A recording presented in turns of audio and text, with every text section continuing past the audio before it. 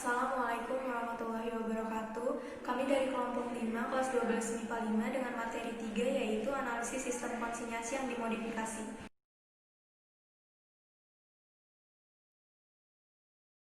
Pertama-tama saya akan membahas terlebih dahulu tentang pengertian dari sistem penjualan konsinyasi.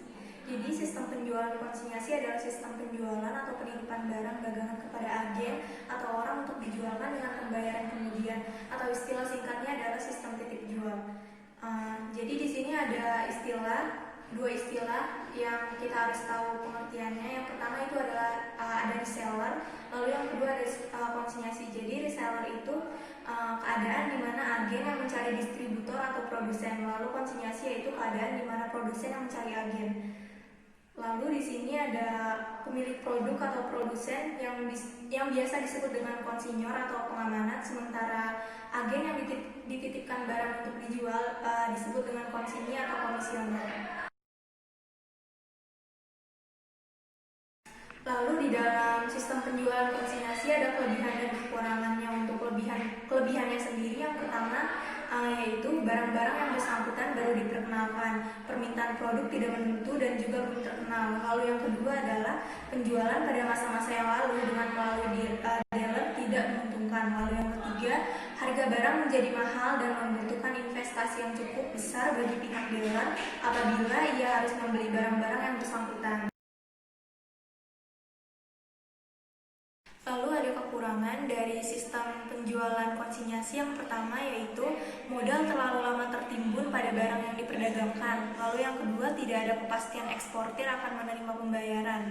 Lalu yang ketiga, eksportir dapat menjadi korban kenakalan importir yang melaporkan barang yang terjual tidak sesuai dengan yang sebenarnya. Lalu yang keempat, bila importir tidak membayar, tidak ada bukti untuk menuntutnya di pengadilan. Lalu selanjutnya saya akan menjelaskan tentang strategi yang baik dalam menjalankan sistem penjualan konsinyasi.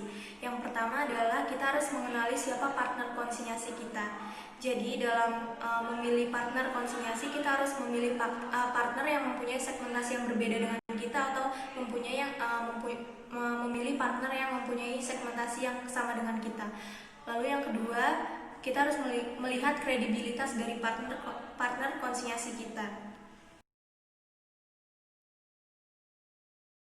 Lalu yang ketiga, kita harus melakukan kesepakatan konsinyasi. Dalam hal ini adalah sistem pengiriman barang, sistem penentuan harga, sistem pembagian hasil penjualan, sistem pembayaran, dan juga yang lain-lain.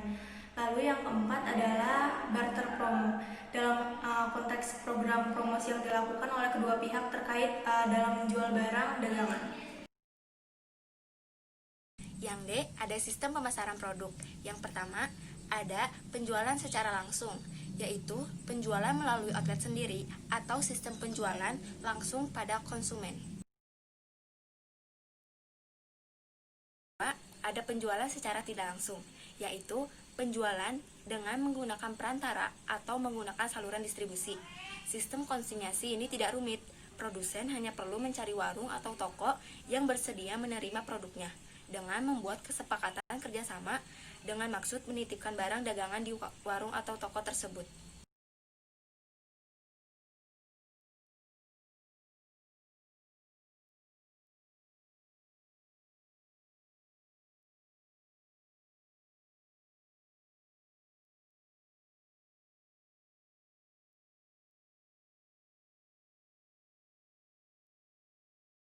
Ciri-ciri. Yang pertama, barang konsinyasi dilaporkan sebagai persediaan konsinyor dan konsinyi. Yang kedua, konsinyor bertanggung jawab atas semua biaya angkut barang konsinyasi. Yang ketiga, konsinyi mempunyai kewajiban menjaga keamanan barang konsinyasi. Jadi, baik pihak konsinyor maupun konsinyi harus mempunyai perjanjian awal, baik jumlah barangnya, pembagian keuntungan, dan lain-lain. Harus dibicarakan saat pembicaraan atau perjanjian awal kerja sama, baik lisan ataupun tulisan. F, ada contoh sederhana, yaitu penitipan bolu atau gorengan di warung. Misalnya, perjanjian keuntungannya 10% dari laba jika ada barang yang tidak laku akan dikembalikan ke konsinyor.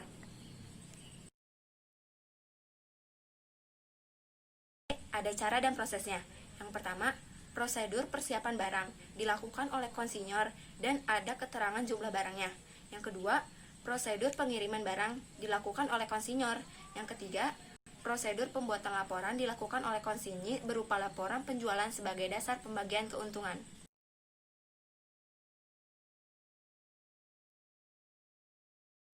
Sekian dari kelompok kami. Wassalamualaikum warahmatullahi wabarakatuh.